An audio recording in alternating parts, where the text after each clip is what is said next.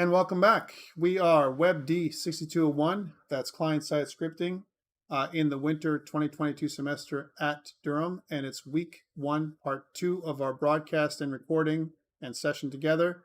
And last day, what we talked about was a course outline and how that's slightly modified from our official outline with an addendum, course evaluations, the textbook that's recommended that I say that's probably old and you can probably get a lot of resources online.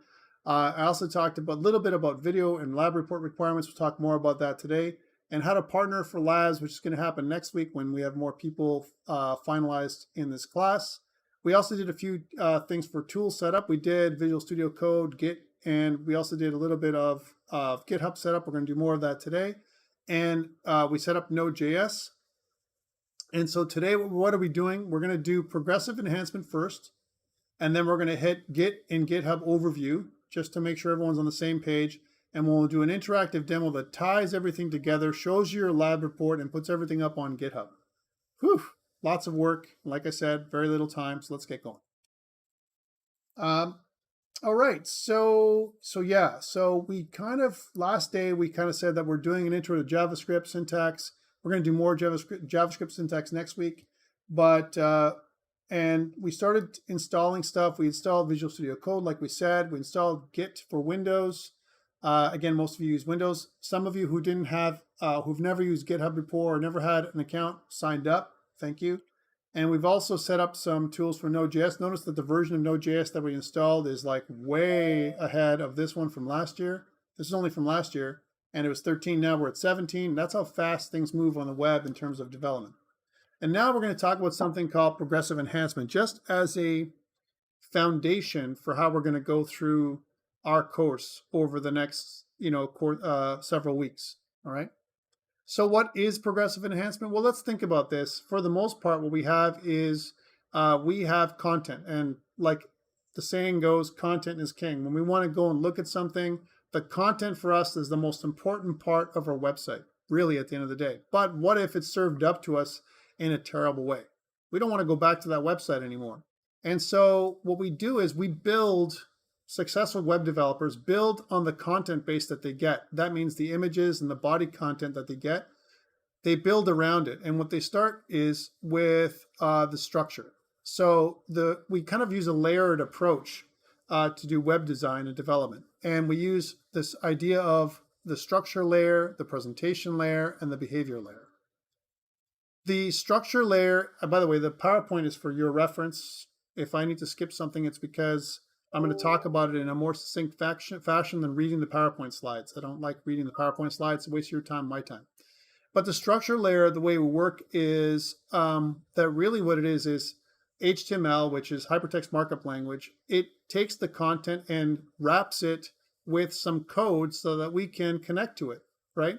Because imagine if I took my content, and back in the day we did, and we just slapped it inside the browser. There's no way to connect to anything in the browser without somehow creating a reference point. And so that's what, in many ways, HTML does for us. It allows us to, create a context for my content, if you will. And then on top of that, we have our presentation layer. And the presentation layer takes our content, connects to it through the HTML, through the markup, and aligns it, colors it, makes it more palatable to the end user. They take a look at it and so on. And it gives a good user experience. And back in the day, our presentation layer wasn't so good, right? It was CSS 1 and 2. And we had to build behavioral libraries to help us out. JavaScript was also a lot younger, and it was rawer. There was like a lot of problems with JavaScript. JavaScript, for the most part, was very spaghetti-like in terms of its structure and so on. It was very hard to get a hold of and to understand how to use.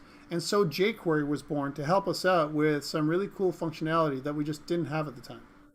And back in the day, some examples of CSS that people worked very, very hard to perfect was something like CSS Zen Garden. Here's an example of someone who used CSS, only CSS, no JavaScript, and old CSS, like we're talking about like 10 years old, to make it work. And take a look. So here is content. Remember, content is king. And then we're going to spin the content with some CSS. Take a look at mid-century modern. Same content spun totally different with CSS, right? Just CSS, which is pretty cool, right?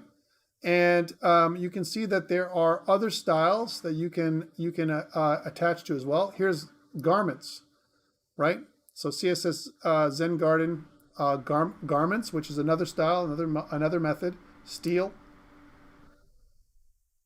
only CSS to do all this stuff. No JavaScript whatsoever, right? It's amazing the stuff that you can do with CSS. So when someone says to you that, CSS doesn't do nothing, I don't understand CSS, CSS is super powerful. And it's probably, in many ways, in my opinion, the most misunderstood part of web development. Way misunderstood. Look at this. With no JavaScript, guys. Zero, right? And so, again, what we talk about is, look, until we have a really strong presentation layer, why the heck do I want to add JavaScript on top of it? Actually, if anything, CSS is optimized, right? JavaScript, many times, is poor. It's not great from a performance perspective. And so what we want to do is use CSS as much as possible, and then we want to modify the behavior with JavaScript, okay? Unfortunately, most people can't do what we just saw, right? And the reason for that is because even CSS is something they just don't understand, right? Let's get into that. So when we talk about the structure layer, again, what we want to do is we want to give our content meaning. And even our tags should have, and our elements in our page should have meaning, right?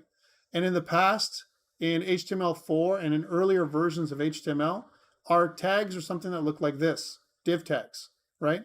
And div tags are divisions or sections, if you will, of content, but they had no contextual meaning, right? One thing we can look when we see something like this, though, is we can discuss something called the document object model. In JavaScript, everything on the page, in many ways, is an object, right? And we need to be able to connect to it somehow in order for us to modify and add behavior. It's the same thing with CSS. And they say if you understand CSS, you can do JavaScript better, right?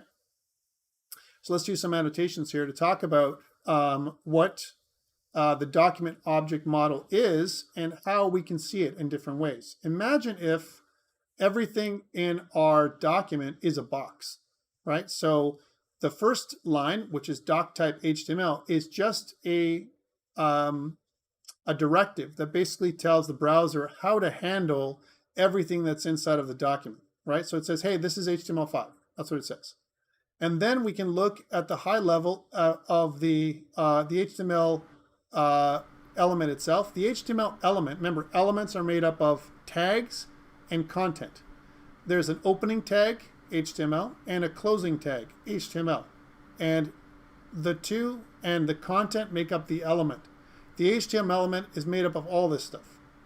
Okay, it also has properties, a language property, right? And we can see that the HTML element is a container. And this container contains other containers. Boxes within boxes. Within boxes within boxes. Just like Russian dolls. A doll within a doll within a doll within another doll. All right? Kind of the same thing. And if you notice, there's a box and there's another box inside that box. And there's boxes that are next to that box. And these boxes that are next to each other are siblings. And the box that they're inside of is their parent.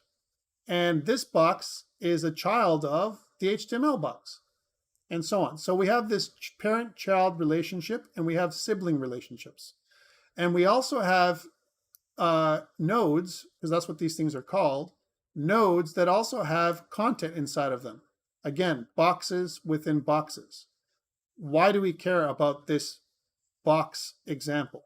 The reason why is if I want to select a box, right? So I want to select the header as an example, then I want to be able to somehow hook into it. I want to be able to find a way to reference it in my JavaScript or CSS. Okay, we'll talk about this in a second. Take a look at the body element. The body element, right, has two tags, the opening tag and the closing tag. The body and the head are basically siblings. They're children of the HTML element. Okay, that's what it is. So the HTML element is in fact the document. We can think about the document as the entire HTML element. And then inside of there we have the head and the body. The body has, in this case, several div tags. These div tags, if you think about it, are other boxes within the body box, right? And I'm saying box so you get it. It's a container within a container within another container, right? And there's a bunch of ways to access them. We can access these separate div tags with an ID. We can say, hey, this ID header is for this div tag. This ID nav is for this div tag. This ID main is indicating this div tag, and the footer is for this div tag. However, here's something else we can think about.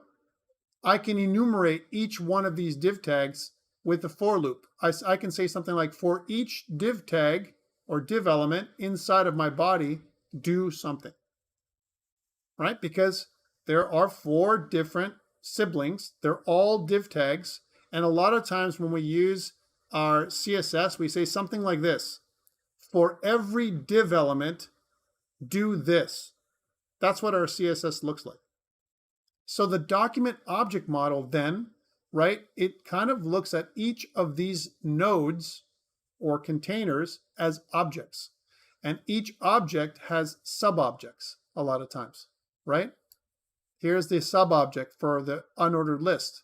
The sub-object for the, undo that change, the sub-object for the list item, the sub-object for the anchor tag, right? The sub-object for the content right here. Take a look. So for one anchor tag inside of a list item, inside of an unordered list, there's a lot of little, an object within an object within an object. And this is where CSS is misunderstood. This is where JavaScript is misunderstood. So if I want to apply a style to a link, I'm not going to do it at the UL level, right? I'm not going to do it at the list item level. I'm going to do it at the anchor tag level, right? Because the anchor tag is the thing that contains the text, not the list item. The list item contains an anchor tag. And this is where people are like, wait, what? Oh, and so when I kind of target things, I'm selecting. My selector syntax goes something like this. For every anchor tag inside of each list item inside of a UL that's inside of a div tag with an ID of nav, that's very specific. I'm looking at each anchor tag. Then do this. Apply these styles. That's how it works. And so that's the same thing when it comes to us targeting, or we say selecting an element with JavaScript. We're going to use the same structure that CSS does. Clear? I know some of you have seen it differently in the past, depending on who's taught you CSS and HTML.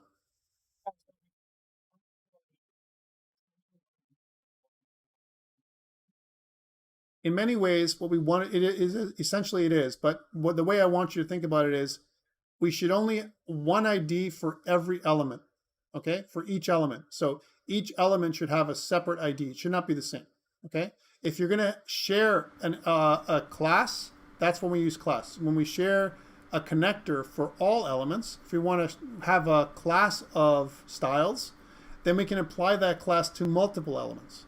But IDs are for single elements. Correct. So are IDs, but it's just semantically incorrect. It's conventionally the wrong thing to do, right? But it's just like if I use div tags instead of using semantic tags. Let me show you the semantic tags that are better than div tags. And we'll talk about why they're better from a user experience perspective. Okay, so this is the old way of doing it. And the new way is this way. Take a look at header. Header has more semantic meaning than div. Div means nothing. Header means header. Now we know what it is, right? And same thing with my nav and my article and my footer. They all mean different things now. And so there's context to the content. And also from an accessibility perspective, back in the day, right, people who were using screen readers would get something like div, div, div. That's what it would say all the time, as opposed to header and then anchor tag, great homepage, right? That kind of stuff. right? So it's a little bit better now than it used to be. And it's getting better and better. They keep on talking about how to evolve HTML even more than how it is right now, so that there's more semantic meaning, and it's easier for us to create hypertext or markup for our content. So that is HTML5. That's where we start. Whenever we start thinking about how to apply JavaScript, we think about, hey, how is our content? Okay, now what kind of markup do we have? Okay, how's our CSS? Does our CSS suck? Because if our CSS sucks, there's nothing we can do with JavaScript to make it better, right? Really. So that's how we look at it. It's progressive enhancement. The presentation layer is probably, in my opinion, one of the most important layers beyond the content. Because even though the structure, if it's not structured properly, then you can't do presentation. The presentation is what gives the user experience in many ways to the user that's using your page, right? A couple of ways to do that. You can do it inline, and this is terrible. If you ever see inline styles like this, it's a terrible way of doing it. Why? It's cluttered, it's obtrusive, and also it's unmanageable, it's unscalable, it's unmaintainable. Why? Because if I put it here on line 16, and let's say in the future I want to change that the style, I gotta find where that style has been applied on a page. What if I have 500 pages? That's really why we want to use constant, especially for things we're reusing, and not having to do it in every instance just in case something changes. Well, you could, but a lot of times we don't want to do it inline. We want to do it inside of. I'm saying it's like constant. Yeah, it's kind of like constant. Yeah, it's absolutely true. It's almost like hard coding is what you want to say. You're hard coding it. Yeah. And we don't want to hard code anything. We want to put it inside of a file. And the way to link to a file is exactly what we did last day. When we linked it up here in our CSS section inside of our head, we linked up a style sheet. As an example, we just called it app.css instead of styles.css, but for the most part, it was the exact same thing. And then we have something that looks like this. This might be a styles.css or app.css sheet, where I can say, okay, now this is how you read it, guys. For every element that has an ID of nav, do this. For every element that contains a UL, for every UL that's contained inside of an element that has an ID of nav, do this. For every list item that's contained within an element that has an ID of nav, do this. For every anchor tag in every list item that's contained in an element that has an ID of nav, do this. Okay? Now, why did I read it that way? Because people, when they see this thing, they're like, what am I targeting? I'm targeting the anchor tag. I'm targeting the list item. I'm targeting the UL, the unordered list. I'm targeting the entire nav, anything that includes that has an ID of nav, and only if it's applicable. We'll try some of this out next week. Yeah. So we have like the bottom example there, nav LIA, right? Mm-hmm. So that's only going to apply to an A tag that's within a list tag within the nav ID. Like yes. If I did, if I had like a tag that was like an A tag within an LI tag, but I didn't have it specifically saying like nav LIA, that's not going to apply it then? It may not. It's not as specific. This is very specific. So we're talking about specificity going downwards. It's very broad here, general here, and it goes more specific, more specific, more specific as we go down. That's how it should be done, right? And so yes, you're mostly you're correct. Tyler's saying, so will we be writing some CSS in this course? The answer is not much, Tyler, because this course is not a CSS course, but we should understand how CSS works, because then we won't understand how JavaScript works. Because JavaScript and CSS go hand in hand, which is what I'm trying to say here. Okay. And if you're concerned about this, right, and if you ever want to be a web developer ever, you need to be a rock star in this. In other words, for you to go forward, believe it or not. So you can debug some stuff that happens. So JavaScript then is behavior, and we'll talk about how that works, because JavaScript uses code, but code that modifies the behavior of the page, not necessarily the style. We don't want to use JavaScript to modify the style. If we do that, we're doing the wrong thing. We're taking the job of the presentation layer and giving it to the behavior layer. That's not what we want typically. We can do a lot of it with CSS. So when it comes to the behavior layer, JavaScript, we can do it in 3 ways, not just 2 ways. Inline, embedded, and external. Inline is obtrusive and ugly, just like Jacob was saying earlier, almost like hard-coded. Here we have a click event that's coded within an anchor tag, right? And also, even more obscenely, right, we have an alert that is happening, which is going to interrupt the user's experience. The alert is a modal, kind of pop-up that comes up and interrupts the page. And the modal alert, and why I'm saying it's obscene, is because it literally just stops everything from working. It takes away our experience, and we have to answer it before we can see anything else or do anything else on the page. The only reason why we'd ever use an alert, ever in this course, is if it's critical for the user. In other words, are you sure? If you don't do this, I'm going to delete you. Something like that. That is when we use a critical alert like this.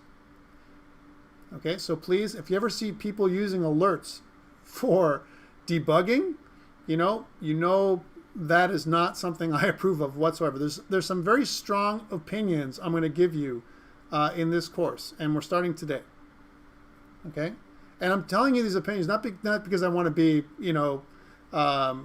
controversial by any means, but because it's wrong. It's terrible, right? No, it's terrible for debugging, Tyler. There's better ways to debug. And what if you forget that stuff in and you upload it to your customer site? What are you going to do then? It's terrible.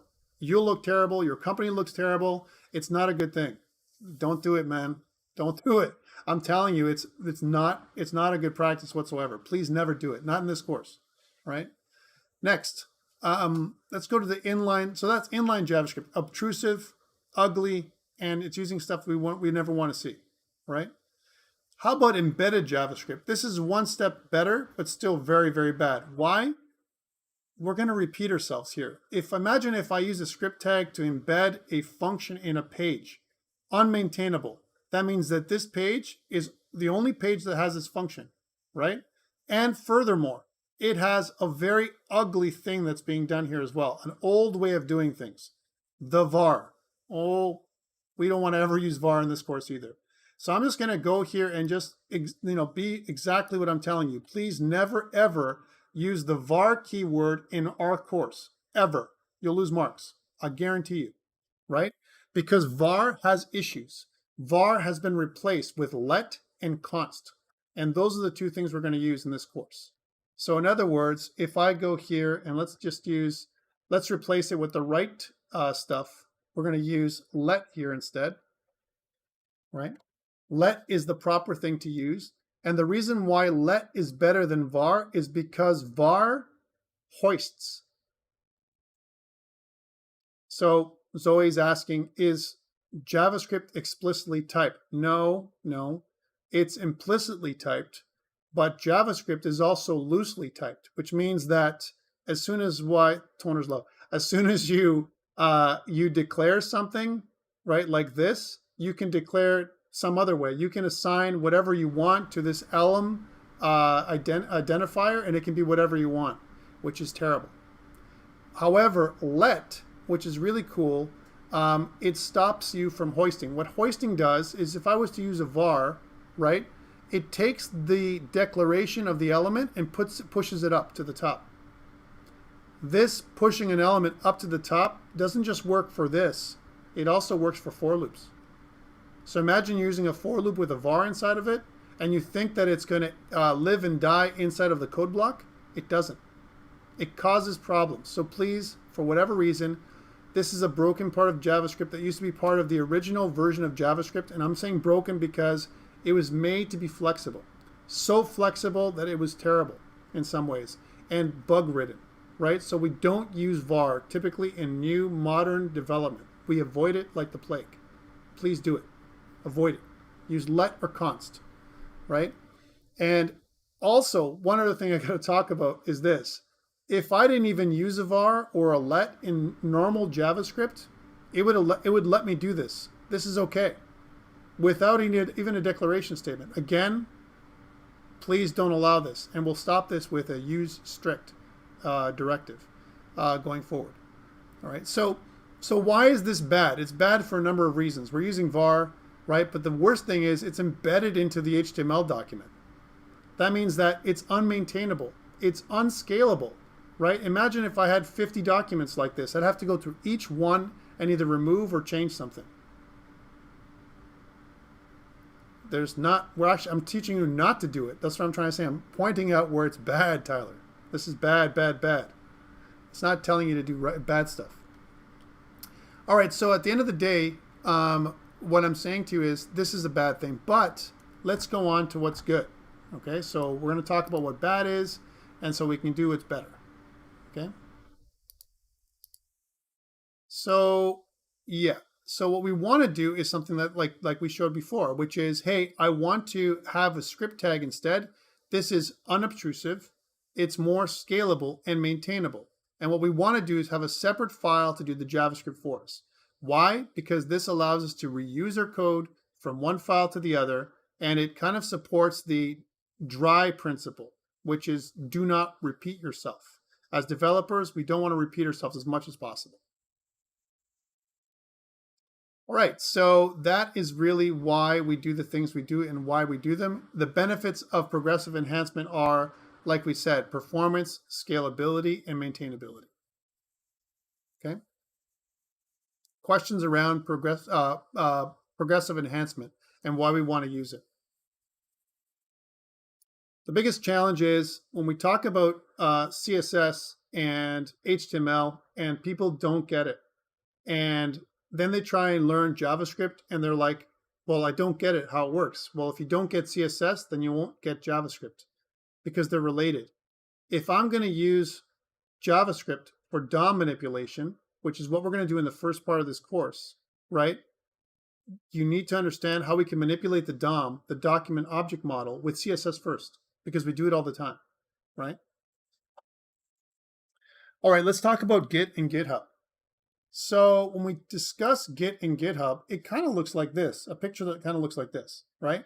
We have our local files, right? And what we want to do is we want to take these local files and clone them and put them up in a repository.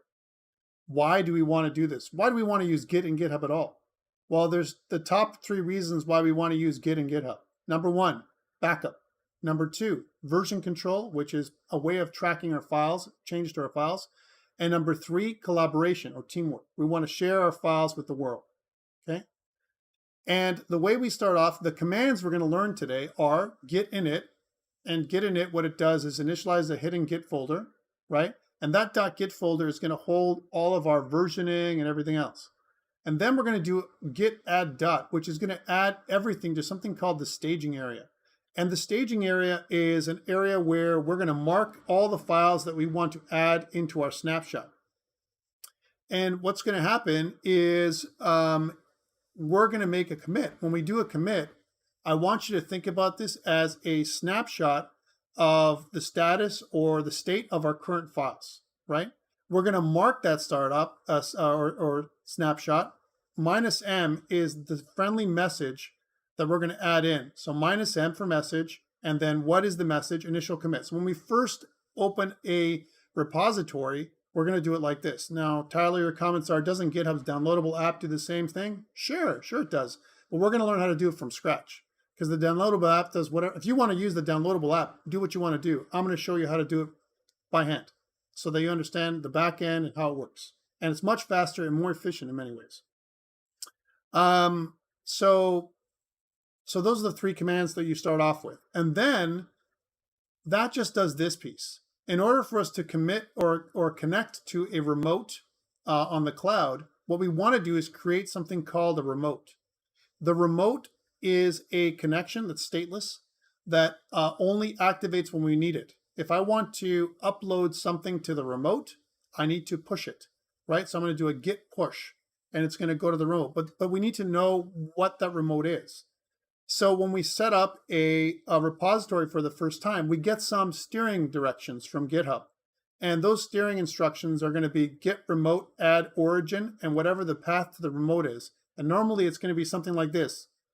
https://github.com/ the name of the account / your remote repository.git. That's what it is. And then we're going to push across the origin remote. Origin is the convention that we use for the name of the remote. You can change that to whatever you want, into the main branch. The main branch is a line of development, typically for every commit that you do. So you do a first commit or initial commit, you add some features, you do a second commit, and then you do a third commit, and that's the main branch. Originally, the main branch was called the master branch, but again, master is not a great word to use these days, so we've changed it to main, which is a better word. And then what's happening is, let's suppose I have a feature that I want to add in, or I have a break fix, something that's broken on my app, and I want to fix it. I might create a feature or fix branch. And so then I start doing some commits, maybe one bigger than another one, and then finally I'm done, and I want to merge it back into the master branch or the main branch, okay? And when I'm doing that, what's happening is, this is the way a lot of the things progress, especially when you're working with more than one person. If I'm working alone, I can continue working most likely on the main branch with very little effect. But if I'm working with someone like, let's say, Tyler or Zoe or whoever, as an example, Jacob, Jordan, people that are here with us today, and if we're working collaboratively in a group environment, right, maybe we're each going to have our own branch. Okay, that's what's going to happen. Why? Because this way I can work on a feature without affecting the main branch, and when I'm done, I can merge it in. And what happens is, that means anyone who takes off from this point has all of my features that I've added in at this point. I can also revert. If I made a feature that breaks something else, I can revert back to the previous version of my code. I keep reverting back and marching back until I have working code again. That's a great thing. That's part of the version control, kind of superpower of Git and GitHub combined, right? So this idea, this, kind of a very high level, is what we're going to be doing today. One of the rules we want to keep in mind, and I would say this is kind of like a golden rule for us, is we want to keep local files and remote repos in sync as much as possible. And why is that? Because if I have my remote repo ahead, commits-wise, compared to my local files, that means there's a commit that's online that I don't have. And that means that we're out of sync. Where does my commit go if there's a commit ahead of mine? I need to understand how to insert my commit, and you can't insert. You can only merge. I can merge my commit with a commit that's incoming from the master, the main branch online. And the problem with that is, if I've already progressed locally, meanwhile, there's another commit remotely, I need to settle up my merge conflicts. There's going to be a conflict with what I have locally compared to what I have remotely. And we're going to be talking about merge conflicts as we go throughout this course. For now, we shouldn't have any.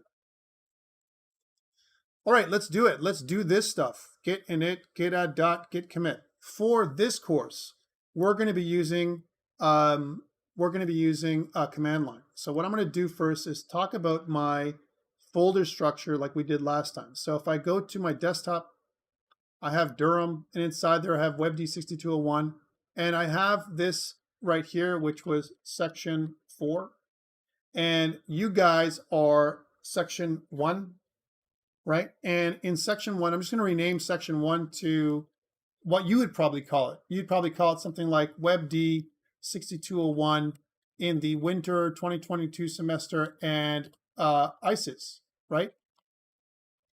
In-class exercises. And inside there, I want you to have multiple in-class exercises, not just this one, but all of them, right? So inside here, I have week 1. Let's rename week 1 to ICE 1, right? There's ICE 1. And ICE 1 is our in-class exercise 1. It has the work we did last day. That's all it is. All I've done is restructure it so that my WEBD6201 kind of folder has different sections inside of it. And in your example, this is kind of something that you might have. You might have something that looks like this. So please restructure your code so it looks like this. An external folder called something like WEBD6201-Winter 2022 in-class exercises. And then inside there, you'll have your in-class exercise 1. we don't want our Git repository to be just in here. Otherwise, we'll have one Git repository for every in-class exercise. That's a lot of Git repositories.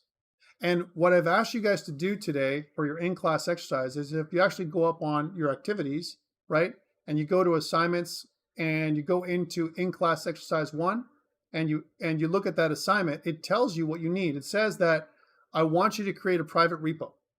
I want you to share it with me. This is the kind of connection that you're going to use to connect your repo with me, right?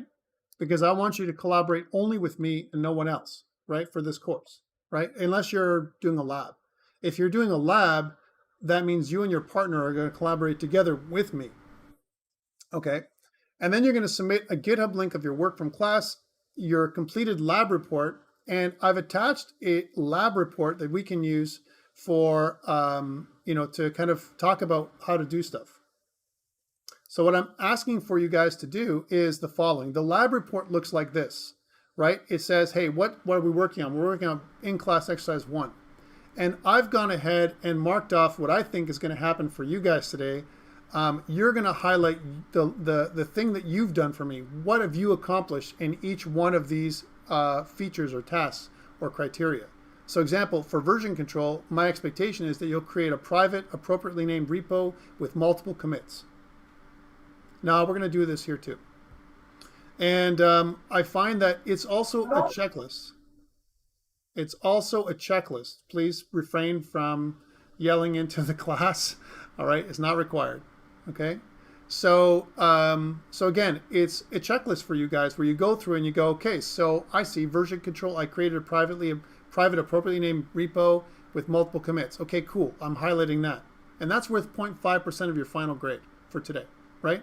And let's go to the site structure. Site structure, you're going to do, you're going to look at it and do you have a content and scripts folder? Yes, you do.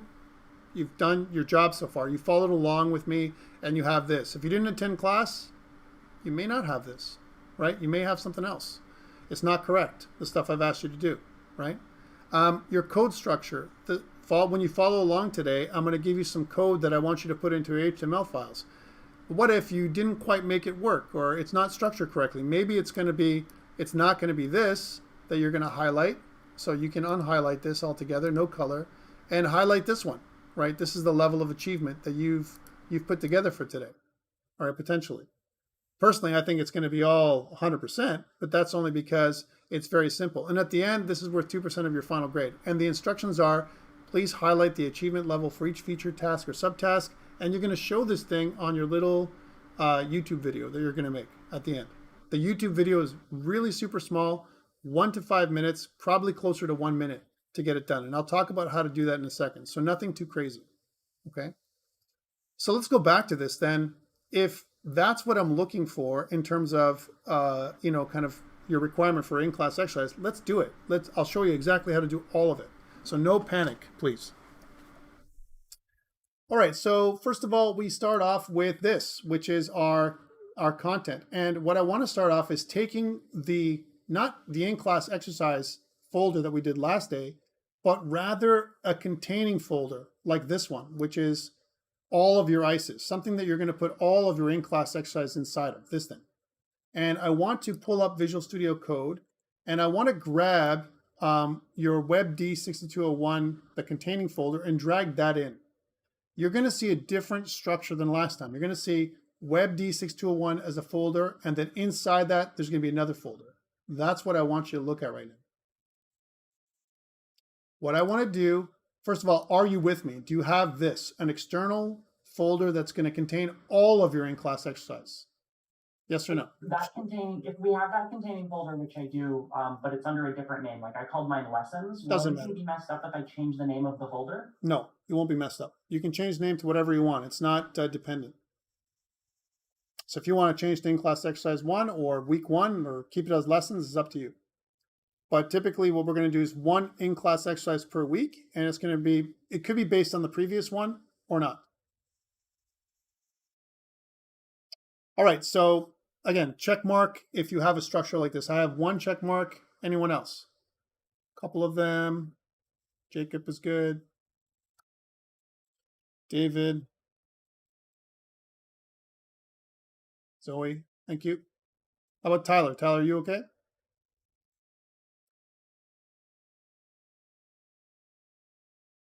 Okay, hopefully you, oh, okay. Yeah, you should be doing GitHub. You should have done GitHub before, but I'm happy you're doing it now. Thank you.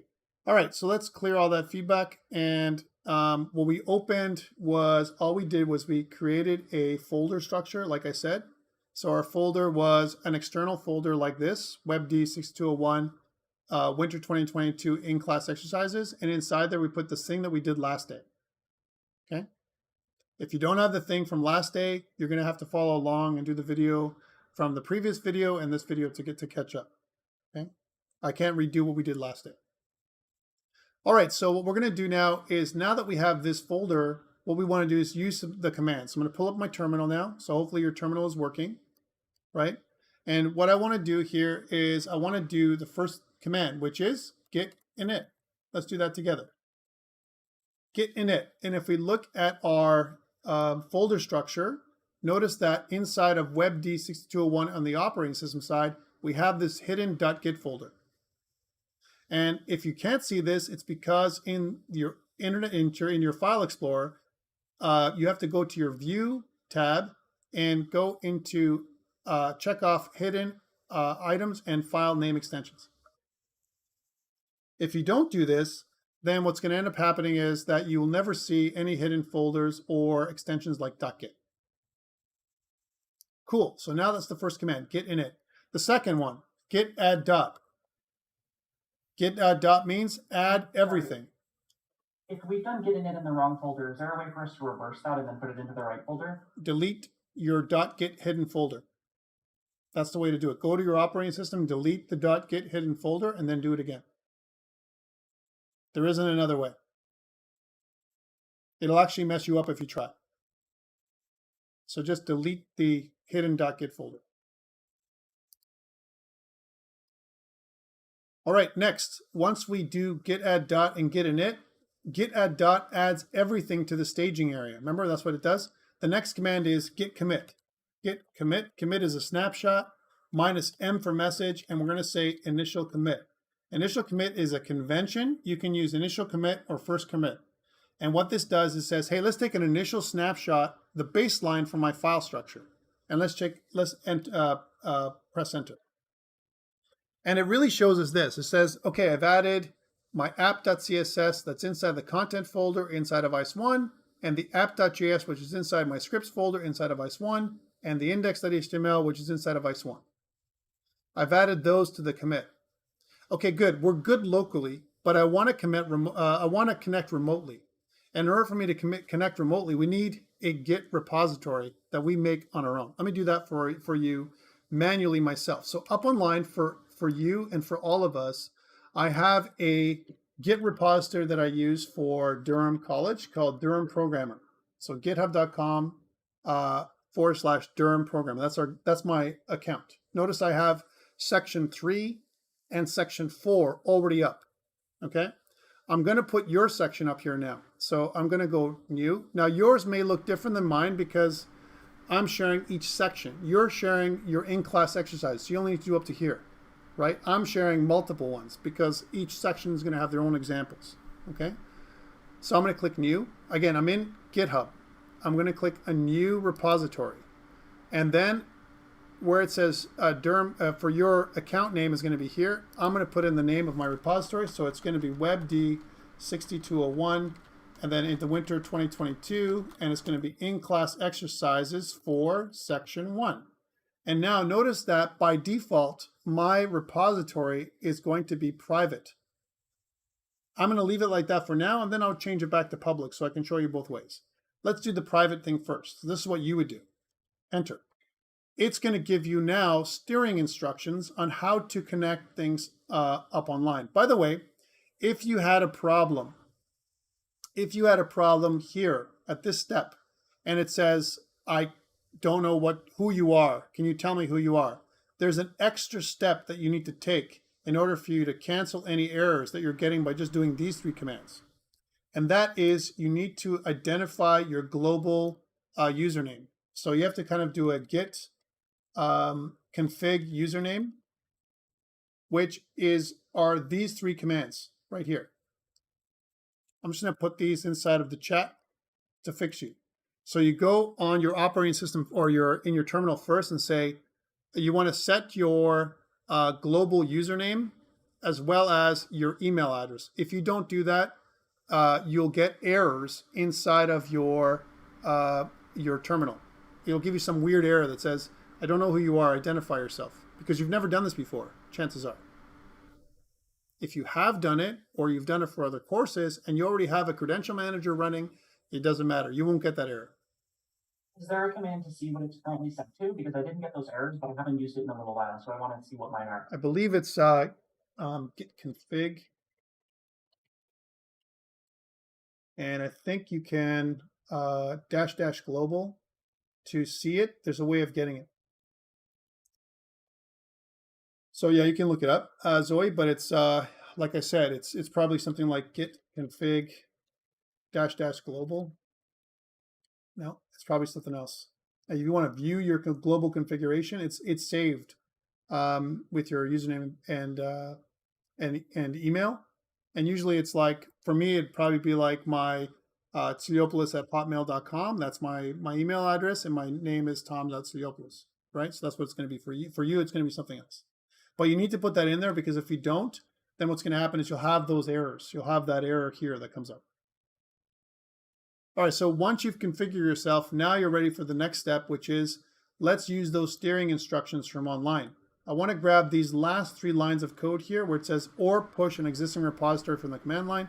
I want to grab this, copy it, go back to my terminal and right click. And when I right click, it copies it in automatically. And then I'm going to press enter. If you're doing this for the first time, it's going to ask you to log in, authorize Git and GitHub to use your command line and a lot of other little things. Make sure you put in the name of your account that you're using for GitHub and your proper password, or else it will fail. Okay. When we're done, once I've done this, I've done the first part of my of the stuff for your in-class exercise almost completed. Refresh. You can see now that I have my in-class exercise up here, and it's private. Okay. So for you, are you with me? Check mark if you're with me, X if you're not. Okay.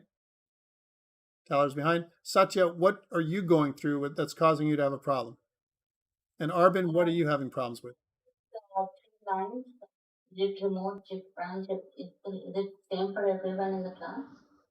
It's going to be, yeah, yours is going to be different than mine because your account is going to be different than my account. But for the most part, yeah, these 3 lines are going to be your lines.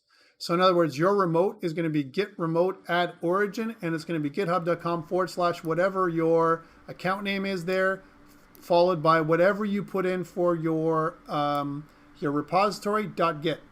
That's going to be your remote. Git branch and git push are going to be the same. Sorry, can you quickly repeat how to get these instructions? When you make your repository for the first time. Did you make your repository? No. So you got to go up online. You got to go to your account, and you're going to click new. Or you can click this little plus at the top right. Right? Okay. And once you do new or the account, you put in the name of your repository, right? And make sure it's private, like I said, and then press create repository. Okay. And then you're going to get those instructions. Okay. Are you better now? Yeah, I'm going to try that real. Excellent. How about Arbin? Arbin, what are your issues?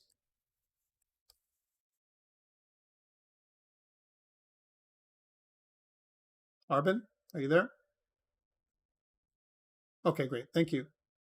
All right, thank you for that feedback. So hopefully you're getting closer to getting that done. And it takes a moment for you to do that. You have to kind of log in and make sure that GitHub is working and all that kind of stuff. And notice mine is private. The next part of what we're going to do together after you've pushed everything up, right? How do you log in using the terminal? It's going to give you instructions. So it's as soon as you put the 3 lines of code in, Tyler, it's going to ask you to log in. It's going to say, please log in. It's going to pull up another window that says, do you authorize the, GitHub to use your terminal, blah, blah, blah. Okay, what remote repository are you using that's not found? So just to confirm, are we making one repository for all of our ICEs or a new repository for each ICE? One repository for all of your ICEs, Zoe. That's what you're going to do. Yeah. No, I'm fine with that. Yeah. Okay, so Tyler, I'm not sure why it's giving you that problem, because if it says your repository is not found, did you copy paste it correctly? Again, worst case scenario, then what we'll do is after hang out, and then I'll fix you. So I don't know. I don't know exactly what you've typed. So if you've typed what I've typed, but maybe it's slightly different, or if you missed something, then it could cause a problem. You can try again. You can try and make another one, and whatever. And what you can do when I say try again is you can destroy your .git folder, your hidden .git folder, and just do everything again. Chris says, mine says git@github.com permission denied. So that means that you didn't log in properly, Chris. That's what that means. If you see issues with mine, but like I'm just a little confused on how mine worked. It didn't even ask me like to log in or anything like that. Because probably somewhere along the line, Cameron, you probably had in another course, you already had the credential manager working. Oh, okay. I bet you. I guess I forget that. Right. It's okay. Right. That's what it is. Right. So, Everything. Awesome. That's great. Good. Arbin says, if we see our 3 files, are we good? Yes, it's true.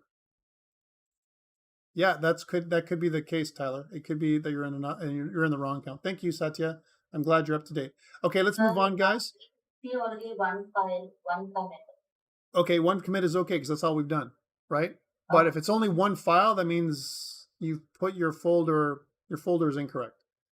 Because remember, if you look at mine has a folder which is ICE, and inside there we have a bunch of files. That's how it should be. I can see ICE1 and inside it content, scripts, and index.html. You're awesome. You're perfect.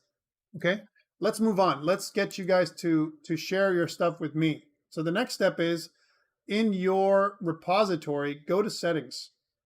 Okay, and when you click on settings, you're going to see that your repository is private, and you're going to go to collaborators and teams, please. This link right here on the side, click it. It may ask you to log in again to your account, to your GitHub account.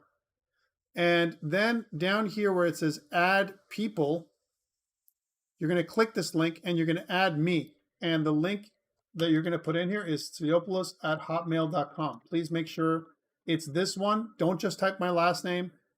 Don't be lazy. Get the whole thing. And the reason I'm saying lazy is because there's 2 of me in here.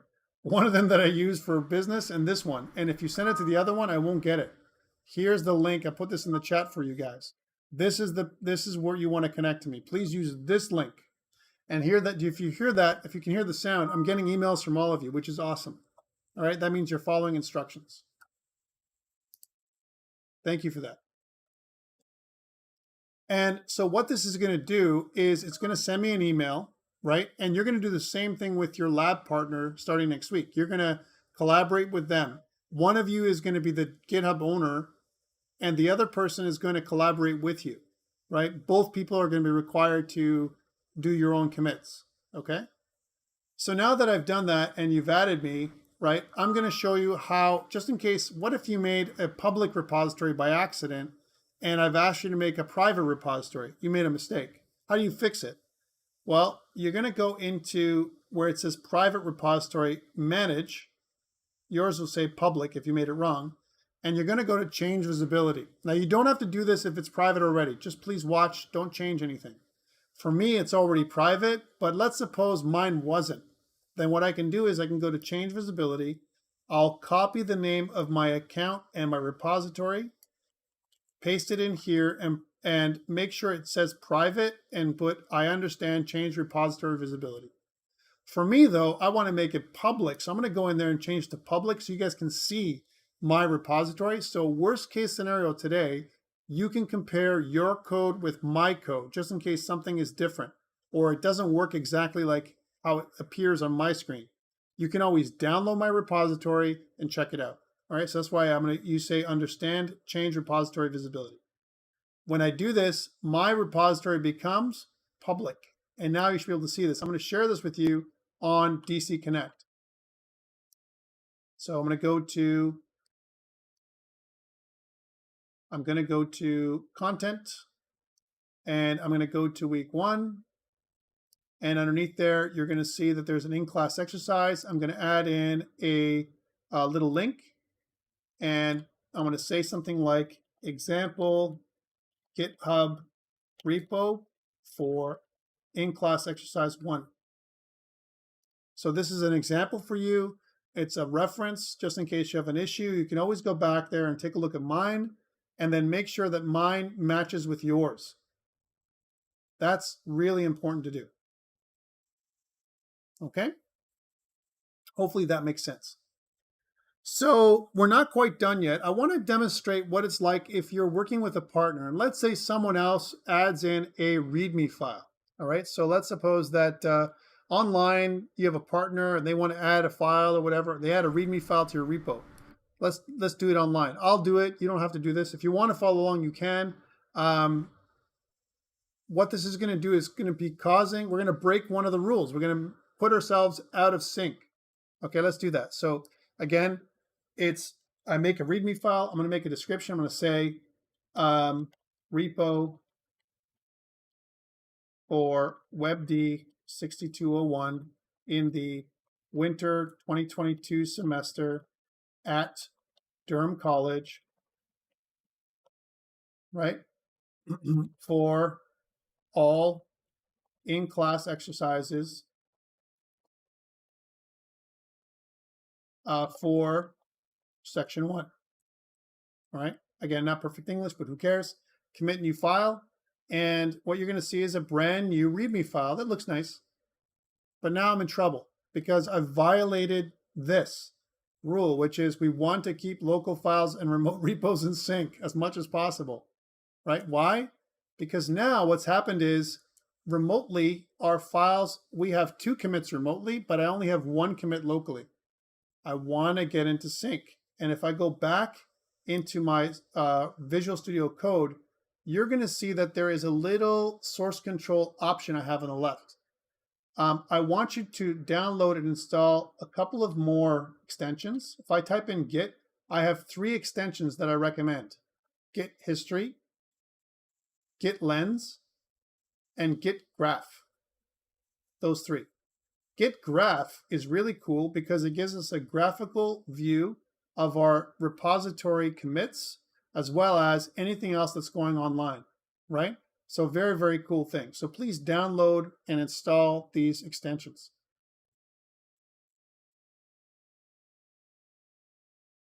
Did you try to push after you did your README file or before, Zoe?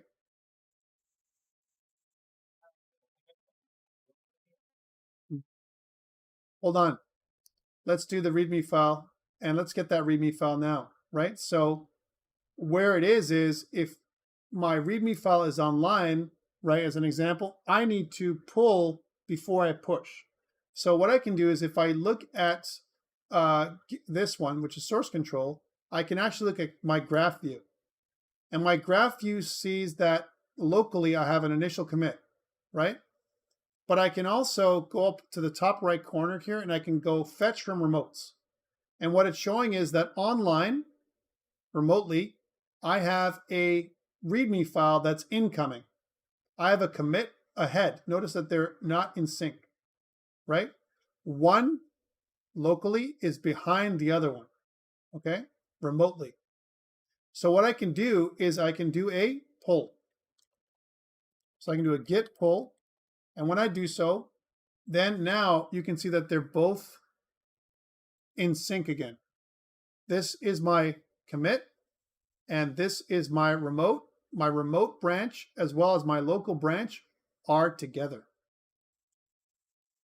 So, Mike, do you want us to make this README file this way, like, and then pull it, like follow this example, or did you just not want us to? Well, you can, I don't mind if you do it. If you do, then at the end of the day, what's going to happen is you're going to do a fetch, because if you do a fetch, then you can see that there's a file that you're behind one, and then you can do a git pull, and then you're good if you do it my way.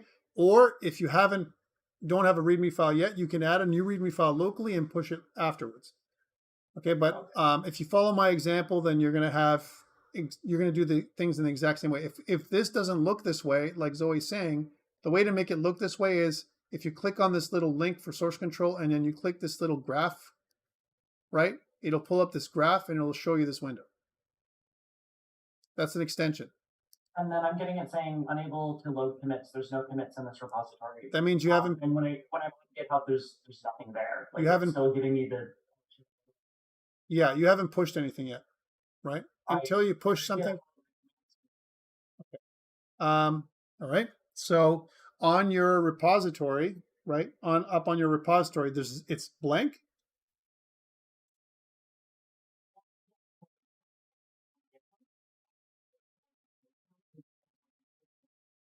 Perfect. Yeah, perfect. So that means that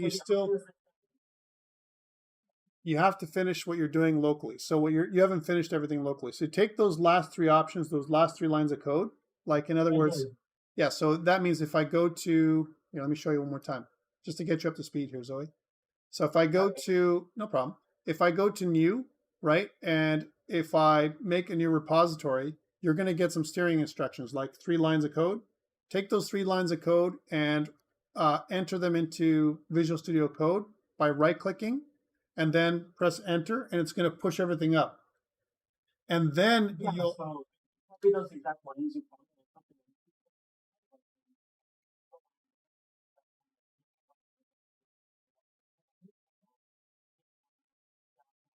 Yeah. You want.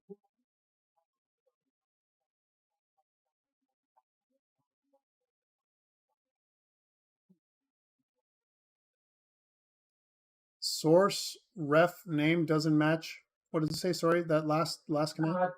Source ref spec name doesn't match any. Repository. It doesn't match any. It just says there's no end of that sentence. Okay, let me fix you. So what I'm going to do is I'm going to stop sharing temporarily. No problem. I'm going to stop sharing temporarily. I'm going to show this on YouTube so you can see the fix as well.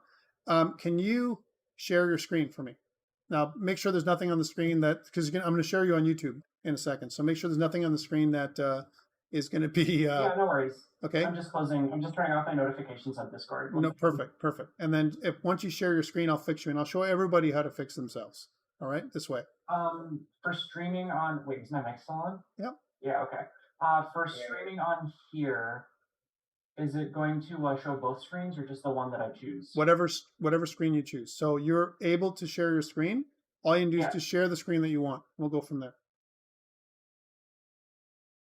Awesome. Okay, so what I'm going to do is no. It won't take long. All right. So what I want you to do now is I want you to pull up your. Did you share your whole screen or just your application? It's broadcasting the monitor in case I need to change windows. Okay. Can you also pull up your Explorer window? Yeah. So there's that, and then. Oh wait. I don't know why I closed it. Net D3202. Okay, so that's something else. So I have a folder called lessons, and then there's the Git folder. Kill the Git folder. Kill it. Kill the Git folder. Again? Yeah, kill it. Okay, now take your lessons and pull it into Visual Studio Code. Yeah, that's already been. Try it again. Just pull your lessons in Visual Studio Code. That's already there? Is that the one? Yeah, this is the folder. Okay. Let's do it again. Let's do the commands again. Let's do the command again. Git init. Yeah, git add dot. Git commit -m initial commit.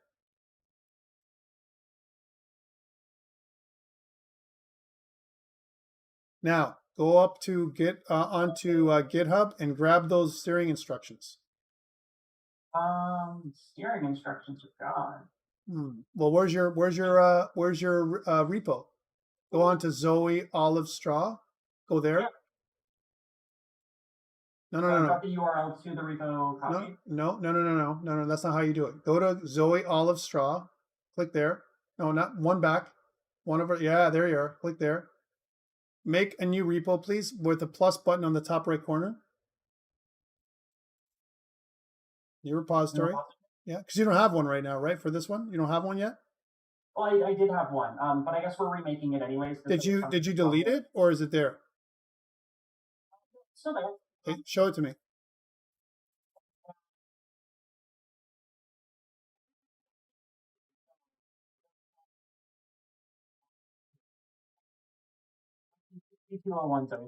Okay, good. So now grab those last. Yeah, no problem. Grab those last 3 lines of code, all of them. All at once? Click the button on the right. Yeah, there we go. Now go back in and right click. Enter. You're good. I didn't get an error that time. Looks like it worked. You're golden. All right, thank you. Thank you. No problem. And sometimes that's all it takes. Sometimes it's just, guys, and I want to tell you this as well, which is, thank you for that, is sometimes what happens for the most part is you need to fix yourself by killing your Git repository and starting over. There's no shame in doing that. It's a quick fix. And what ends up happening is you're back to normal again. All right. All right. So I'm hoping that most of you now are working and we can move on because we need to move on. There's all this other things we need to cover. And I want to make sure that we're good to go. All right. All right. Is everyone good? Can we get a show of check marks if you're good to go?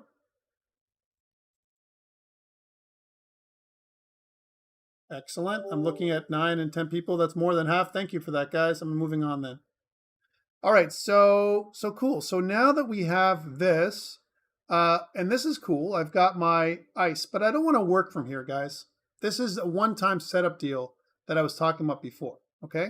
So what I mean by that is, let me just pull up my VS Code here. What I mean by that is I don't want to work with this one always open. Imagine if I have all my in-class exercises here. It's pretty annoying to do it that way, right? So instead of this, I'm going to go into my operating system files and for today, just pull in ICE1. What this does is it zeroes in on the thing that I'm working on, but still maintains my Git and GitHub repository. So I can add new things in there, and then what I can do is I can still push, and I'll show you how to do that in a sec. All right, so what do we do next? Well, we want to check out that light server stuff that we talked about before. So let's pull up, let's move our Visual Studio to the left. Right, so again, what I want to do is move it to the left. Right? And what I want is I want a server to run on the right. All right, so what I want to do is I want to press Control backtick, which brings up my terminal. And then I want to type in light server. Light server is going to launch my server if everything works well, right? I'm going to tear off my browser. I'm going to restore it, and I'm going to make it so that it goes to the right. And I'm going to go and choose my Visual Studio Code on the left. So this is what I was looking for, this idea. Now, I know some people had some issues with running light server locally, and that's okay. What you can do, again, if you have a problem right now, I can fix you later. But if you have a problem right now, you can run your terminal in your terminal, instead of your terminal window here in Visual Studio Code, you can run it in a separate command prompt. Light server. Light server is what I ran right here. I just put it in the chat. Yeah, thank you. Now, some people asked, hey, what the heck is 200? 200 means everything is okay. How do you run it in command again? You just run light-server, but you have to navigate to inside of your thing. Let me show you how to run it in command prompt. If you can't run it in here and you want to run it in command prompt, you're going to launch CMD for command prompt, but this isn't the right location. You need to go into your operating system where you have your in-class exercise. You need to go do a CD, which means change directory, and into this folder by drag and dropping it into your command prompt. And once you have the full path of where you want to go, you press enter, and then you can run light server again, and that'll run locally separate from your Visual Studio. We don't want to do this though. If we can, we'd like to run combined, right? So let's do that combined again. I'm just going to clear and go light server.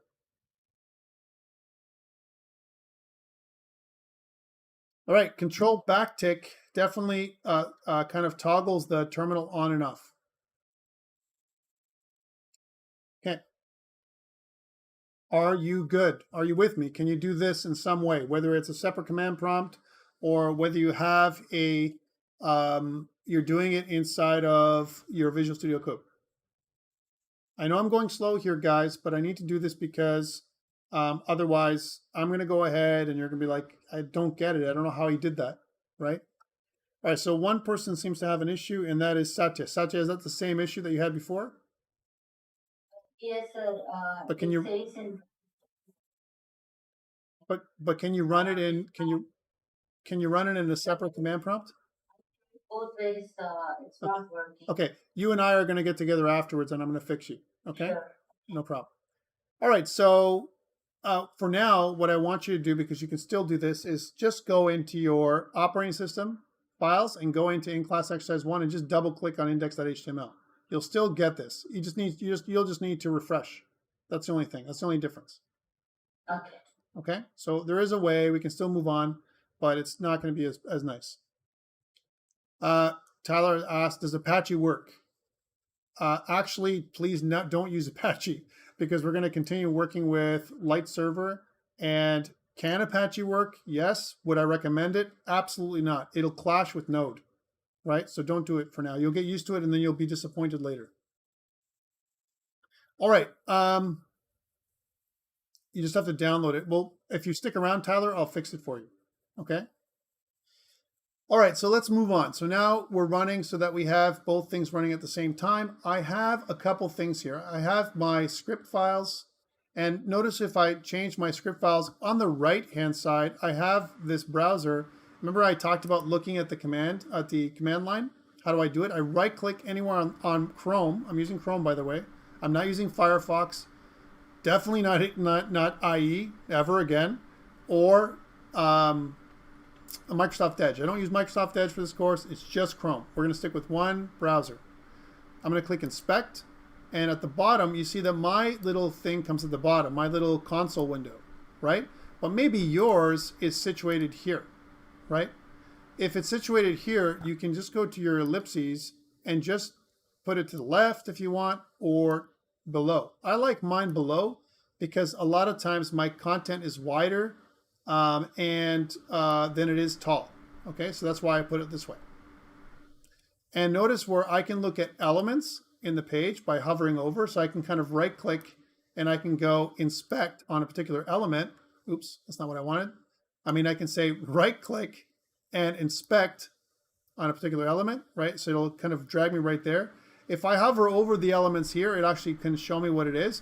Or I can go to my console, and if you get these really weird things that look like here, you can just refresh and you'll see just app started. If you get an error like 404 can't find favicon, that's okay, right? If you get any other errors in your console, that's not good. Hey, you just answered my question because I didn't get favicon. Yeah. I assume it's just the icon at the top left, like right next to where it says like demo project by Swan the ribbon. Yeah, no. So it says, what is this? Refuse to apply style from localhost 3000 style.css because it's MIME type text.html is not supported style sheet MIME. That means in your index.html, when you attach your style sheet, right, either your style sheet has something in it other than this, or when your index.html has a different length than this. That's what it means, Arvin. All right, let's move on. So app.js. What if I was to change my app.js from app started to something else? Let's move it to say, I don't know, hello world. Hello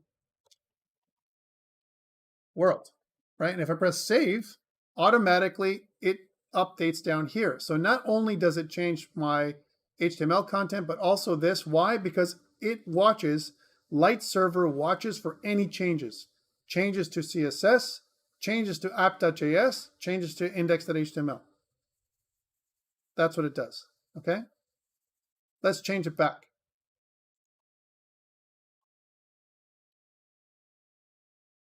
And save. Same thing with your index.html. If I change this, like I said before, to welcome to ICE1, right? Then automatically it's going to change right here.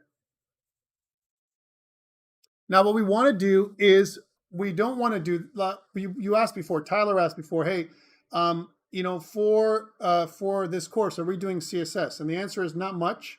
We're going to use a CSS framework, but we have to understand CSS. So up online, what I want you to do is go to getbootstrap.com. This is the CSS framework we're going to be using for this course. And I want to download and install Bootstrap in my application. But we're not going to download and install it by hand. We're going to do it through a package manager. If I click download here, and if you scroll down, it gives you some examples of how to get it. You can use NPM or, which is what I prefer, Yarn. But we can't use Yarn until we initialize the Yarn package. So let's do that first. So again, back to this. I'm going to make this bigger for a second, and I'm going to add another terminal window. All right, so you can add more terminal windows on the right here, as many as you want. For someone who's not using an integrated terminal, just add another command prompt, like this. Add another command prompt. Okay? When I add another terminal, I get another terminal, and both appear here inside of my Visual Studio Code. What I want to do here is the following. I want to do a yarn init. Now, if you missed the first class and you didn't come on Wednesday, you won't be able to do a yarn init because we installed Yarn with Light Server. So yarn init, right? When we do that, it adds this, and it says, hey, what is the name of your files, right? We're calling it ICE1. That's okay. It's like a little batch file. And then it's version 1.00, right, as an example. And it says, yes, that's there. And my question description, that means that what is this thing about? This is a repo for WEBD6201 winter 22, right? In class exercise 1. And then I'm going to accept that one. I'm going to accept that one. And for my author, I'm going to put me. You can put you. We should be following along with this, right? Yes. And I'm just going to press enter, enter, enter. And once I've done, when I'm doing my yarn init, it creates at the end a package.json file. Now I call it JSON. Some people call it JSON. It doesn't really matter. It means JavaScript object notation. That's what it means. And if we look at it after you've run through the little batch file, as an example, if you go to package.json, then you can see what it's done.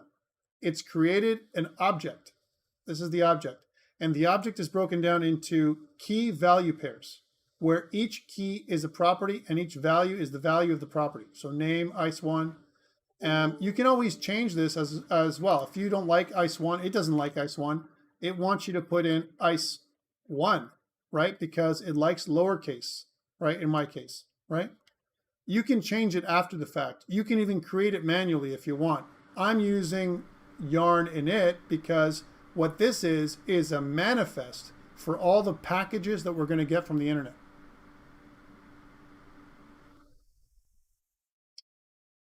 All right, so that is Visual Studio Community.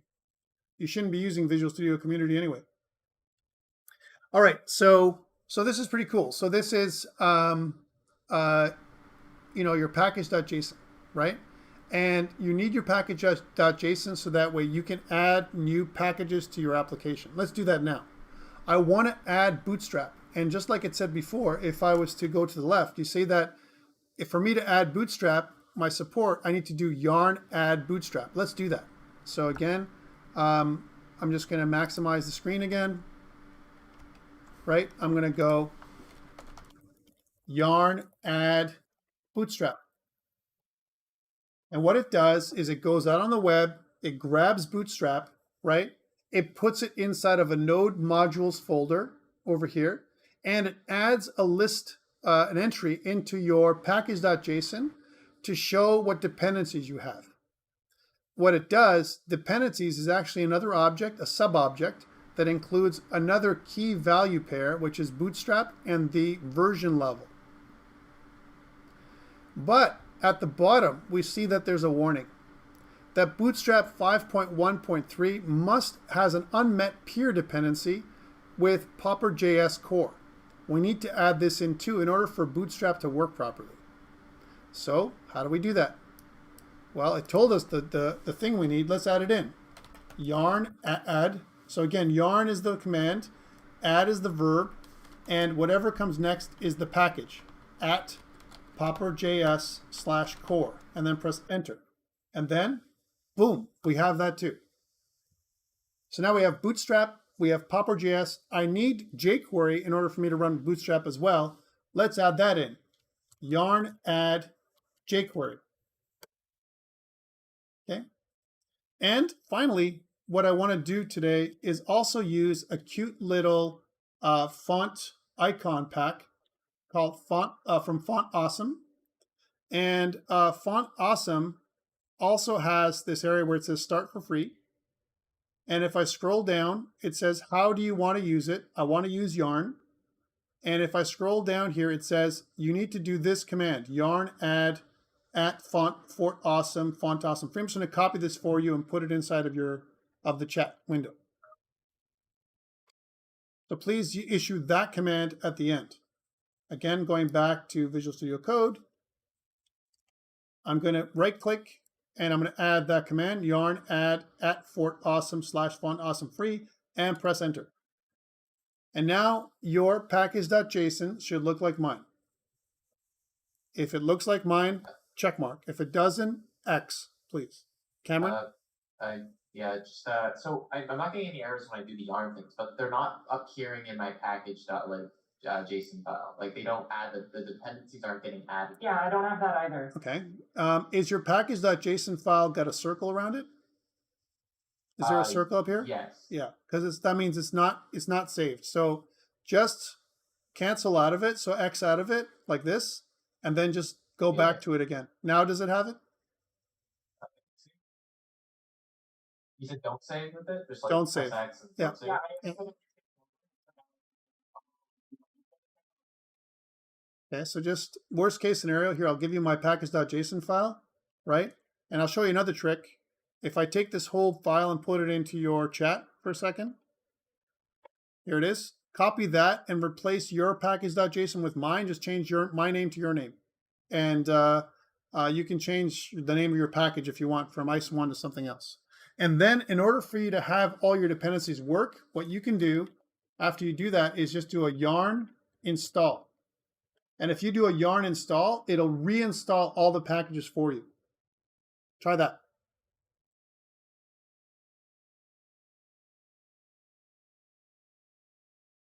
How are we doing now, Zoe? You don't have to do it if it's already good for you. It's only for people who are having a problem. Yeah, I've got everything. Awesome. Zoe, how are you doing? Looks like it's good, thanks. Awesome. Okay, let's continue. So now that we have this, we have everything we need inside of our node modules folder, right? So what that means is I have a bunch of packages that I downloaded from the internet, right? And instead of me manually doing it, it's right here, right? So what I want to do is in my index.html, let's pull it over to the side. Let's not show this anymore. So I'm just going to X out of this. And I'm just going to pull it over to the side so we can see my my little demo project to show you what it looks like.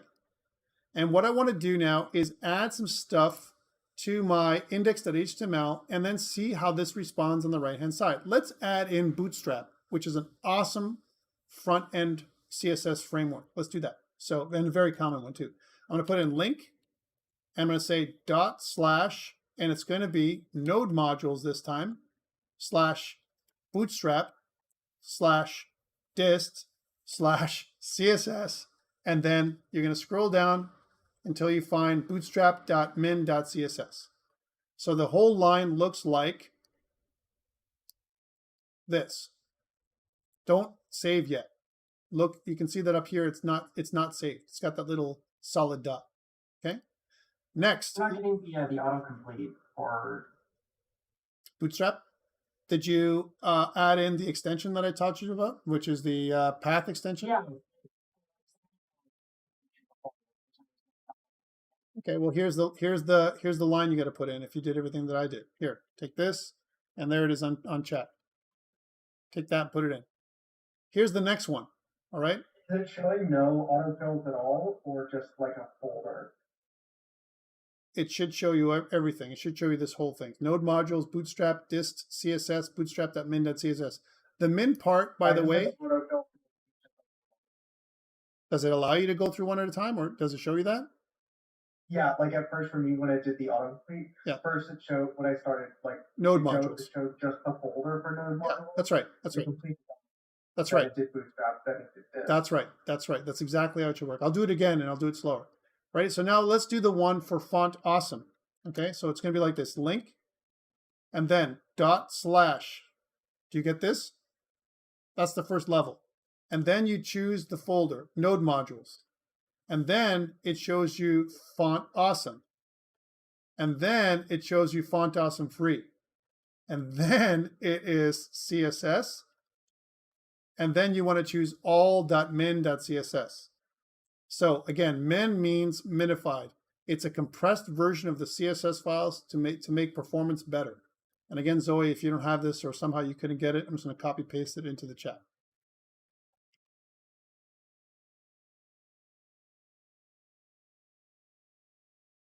Okay, you don't have to worry about that. You should put in this. Don't worry about the blue squiggles. Just do what I'm pasting in here, Tyler. All right, next, once we've given you this // node modules, font awesome free, and CSS, you've got everything going on. Let's also put in the JavaScript that's required. So the JavaScript, again, goes before our JavaScript file.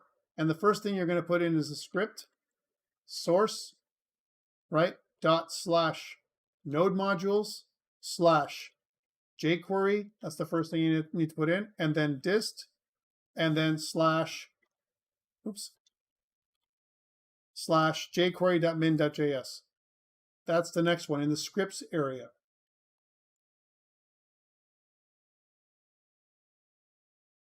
And then finally, Bootstrap. So again, script, and then choose source, // node, / bootstrap, dist, JS, bootstrap.min.js. And then we can take away this file. And then what you get when you do this, when you finally save, take a look now, you can see that welcome to ICE1 is in some kind of Times font. But when I save this for the first time, we get Bootstrap. That is a Bootstrap font. And also take a look how it took away margin. It went right to the edge.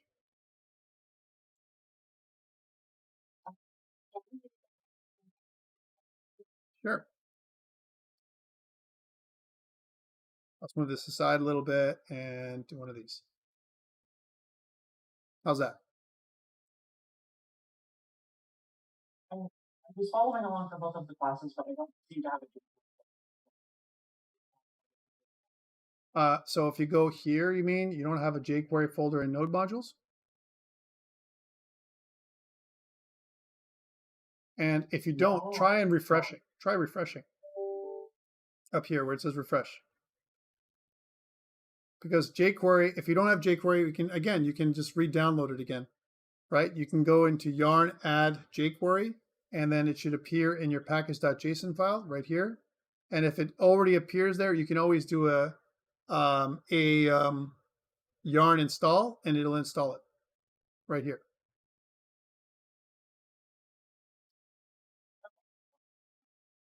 Awesome.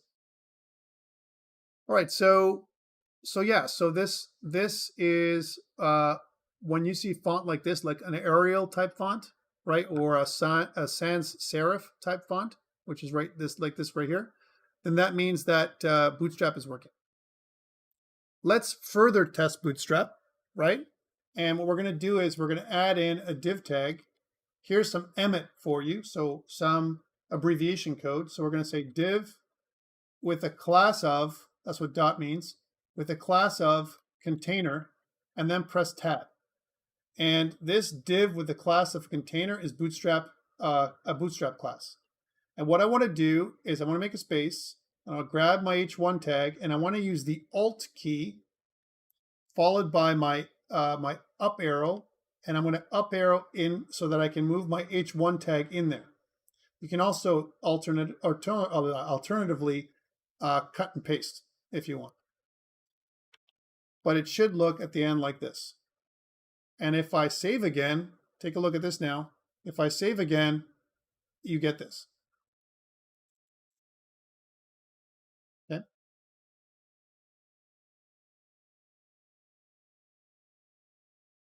In your ICE1 folder. Everything is in your ICE1 folder.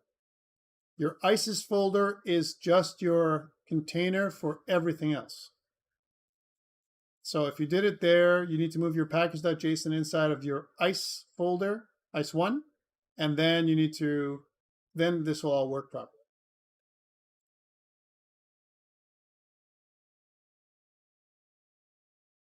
Okay, no problem. All right, so now that you see this little space, this is container. This is using container. The container class gives a little bit of margin, right, to our content, and it moves the object to the right a little bit. Okay, if it doesn't automatically update, we'll fix it, Kellen. We'll talk about it. If you stick around after, when I'm done the demo, I'll go through and fix everybody. All right? Even if we need another half an hour. If you're willing to stay, I'm willing to fix you.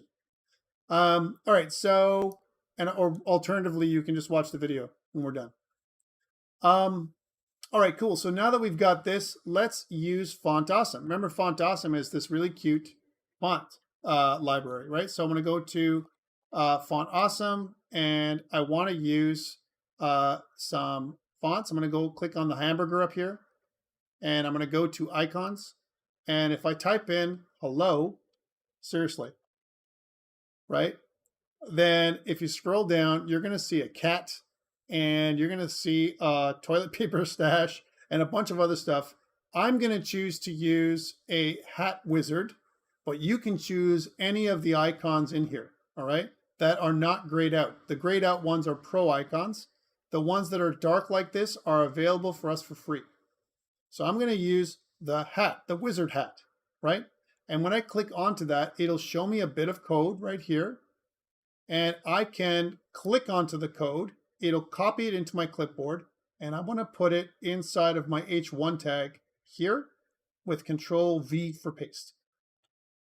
And when I do that, I don't need this anymore. When I do that and I press save, you're going to see the wizard hat.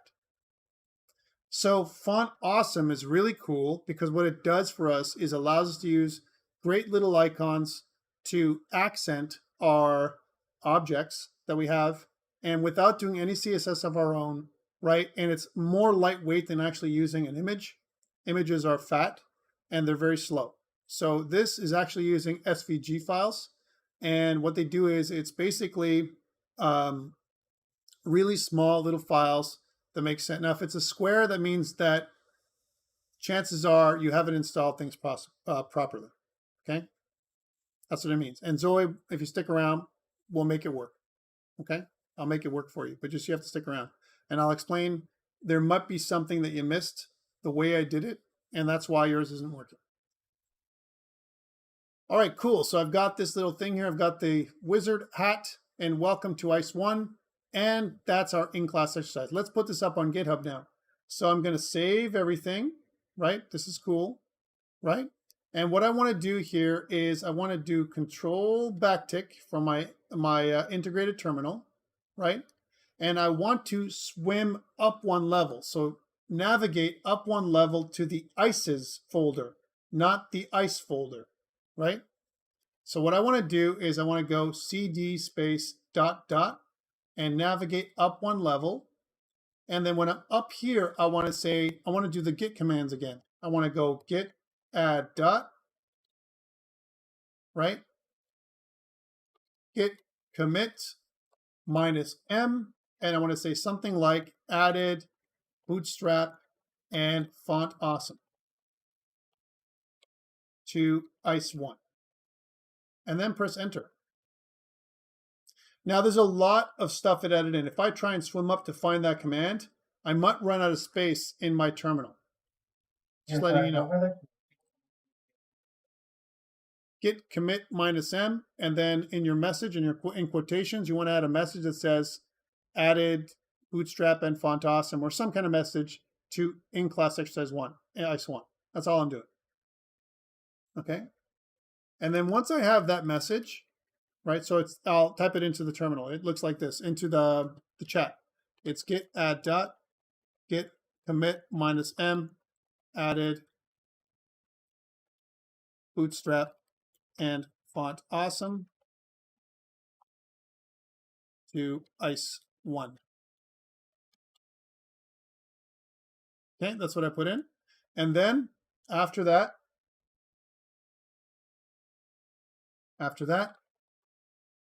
I want to say something like git push. And what git push does is it connects back into my repository. It pushes everything up, and git push is the next command. Okay. And now when I check online, so if I want to check my repository online, see what that looks like. So if I go to Durham Programmer, and if I look at that repository, you'll see that there's a repository right here, which is section 1, and it'll show you everything you want to see. So always do this. Compare your code with my code. So for Zoe, here's the thing to do. You can always download my code, right? And check it out, because my code is the completed version, right? So what you can do is you can go to the repository and go to code, download zip, unzip it somewhere else, and drag that into your Visual Studio Code, my in-class exercise 1, and then run light server and see if it runs for you. If it runs for you and you get the wizard hat, then it's something you did. If you get a square, like some kind of square, it's something that's on the system. Most likely, it's something you did or you didn't do. Okay, Tyler says, yeah, Tyler says it's a big push, 2,000 items. That's not a big push. But the problem with that, Tyler, to go with what you said, it was you're correct in that we're also pushing up this, node modules. Node modules doesn't belong to us. Node modules actually has thousands of files that are inside here. If you kind of swim into just font awesome alone, you can see that there's tons of files in here. And we don't want to push up node modules eventually. What we want to do is use something called a git ignore to ignore all the node modules when we push them up. That's what we want to do eventually. For now, it's okay.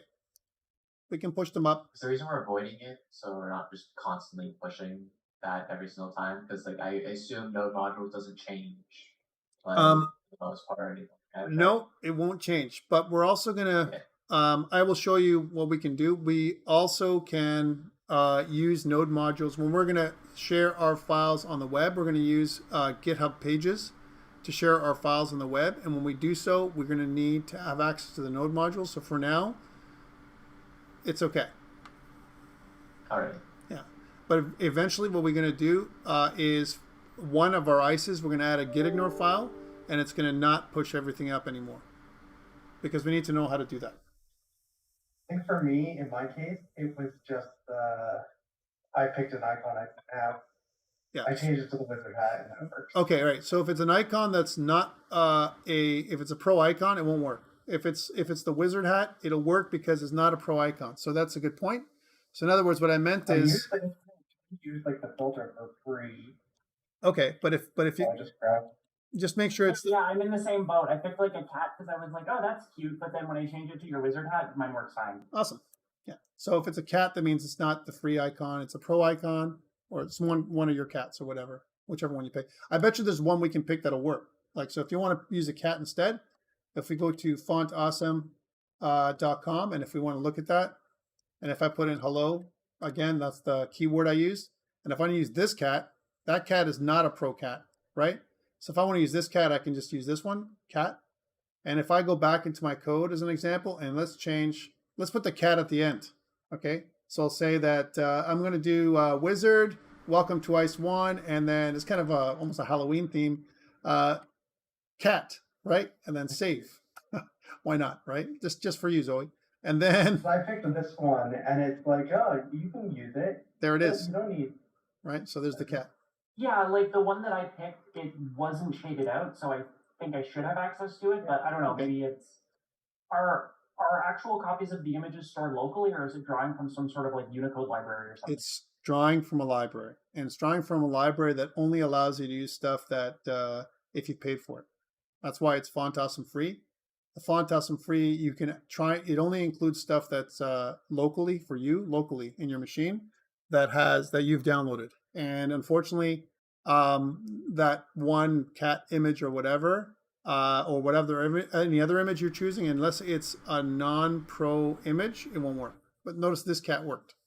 Oh gosh, I'm an idiot. I just realized the one that I picked, like I thought, oh, it's not shaded when I selected it, but then when I open it up, there's a big dumb yellow like, hey, this isn't free icon. Yeah. See, I tried that with the Pro though, and it says like, oh, you can use it right away. But no. Yeah. Anyway, there you go. So there's wizard, hat, and cat just for you guys. Okay, so I can push that up. I can say git add dot, right? And then git commit -m, and I'll say added a cat. Just for you guys, okay? Filter these by free, or is it? Yeah, that's what I did. I filtered by free, but. All right. There's one more thing we got to talk about, and that's yes, it is, and that is completing your in-class exercise. Let's complete that first, and then I'll take questions and help people out, which is what I want to do, right? So in your in-class exercise, it says create a private repo. Check. Add me as a collaborator. Most of you did that. Check. Submit a GitHub link to your work for class. That's what you need to do when you finish your repo.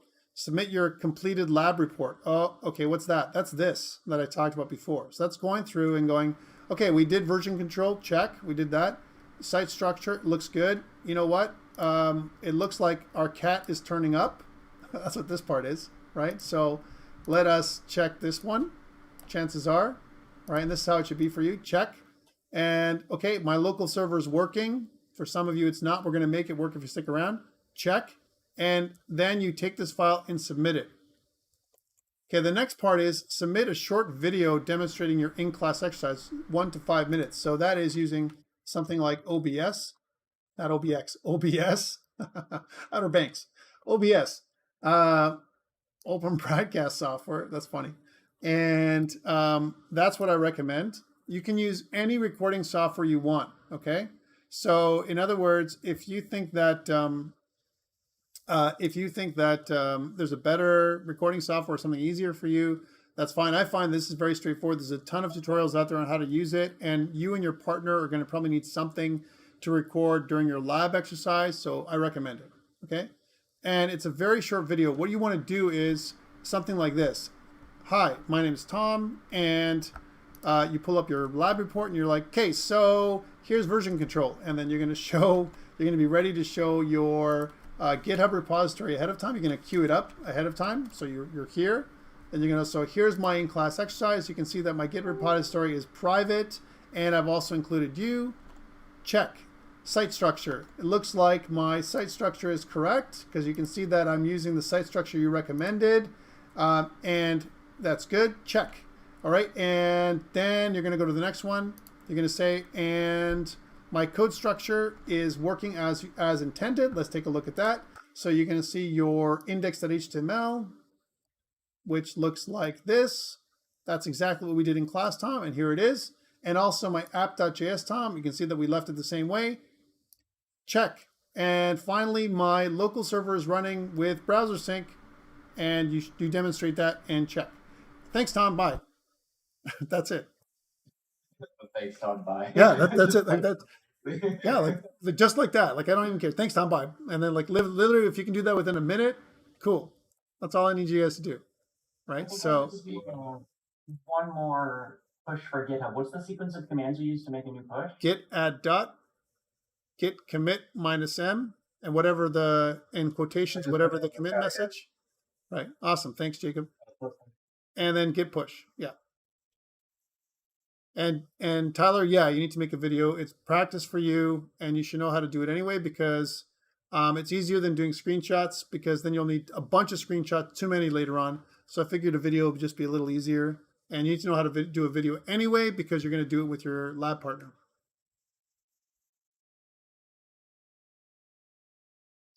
All right, and that's the end of our in-class exercise for today. The slide requirement for the labs, that's because you and your lab partner are going to show your faces, a little image. It's more formal. Your lab is a full-blown assignment. And what you're going to do is you're going to say, hi, my name is Tom, and this is my partner, Tyler. And we're working on lab 1. And this is you're going to show your student ID and all that kind of stuff because it's more formal. And then basically what's going to happen is you're going to move on to demonstrating your lab with your lab report. And your lab report is going to be more elaborate than this little thing that I put together because it's going to have all of your requirements for your lab as a check mark. Say all these things I'm going to go through. But it can be very quick because basically what you're going to be doing is, okay, here's the first thing. Here it is. Here's the second thing. Here it is. Here's the third thing. Here it is. And then it's much easier for you to go through. I find that having a checklist is by far easier than everything else. That seems like a lot. Well, it's really for academic integrity. And then reuse it for the rest of the semester. Exactly. Exactly. It's not so bad. It's not so bad as you think. Drew says, I got a question. I have deleted the previous directory and then I have uploaded a new one, but it shows so many commits. So is it okay to submit that link or not? I have to check it out. The checklist isn't that bad, Tyler. It really isn't. It's really just, I'm going to give you the checklist. All you need to do is go through it. The div tag with the container class. Sorry? You said that us on the part with 5x5, so just put both of our video with 5x5? What do you mean? No, it's a slide with your picture. Yeah, your slide with a picture. That's you and somebody else, yeah.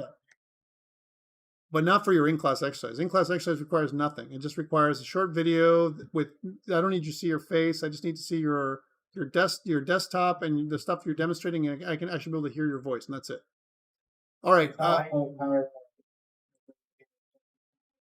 Yeah, that's all it is. A single slide. You're going to do a PowerPoint because I'm asking you to do a PowerPoint. All right. One PowerPoint slide. Only a single PowerPoint slide to make it easy for it. But that's what you're going to do for me, Tyler. All right?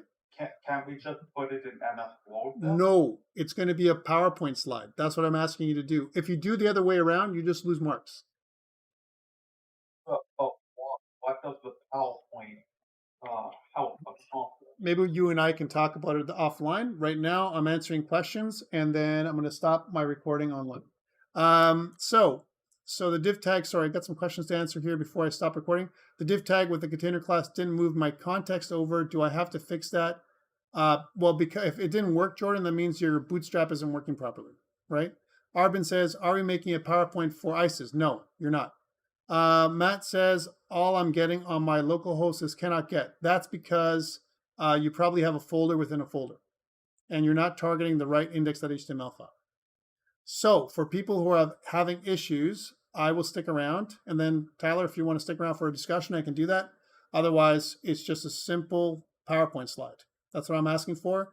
It's just you identifying who you are. If it's really terrible for you, you don't want to do a PowerPoint slide because you hate PowerPoint, and you want to use a Word document with your image and your student ID and all that stuff, that's fine too. But I think it's worse to use a Word document than a PowerPoint slide, which kind of goes out in the right orientation. Think about it as your title image for your video. That's all it is. All right. I'm going to stop recording now, and I'm going to go to take questions. I think I'm good. Everything of mine works really well. I've had to pee for like the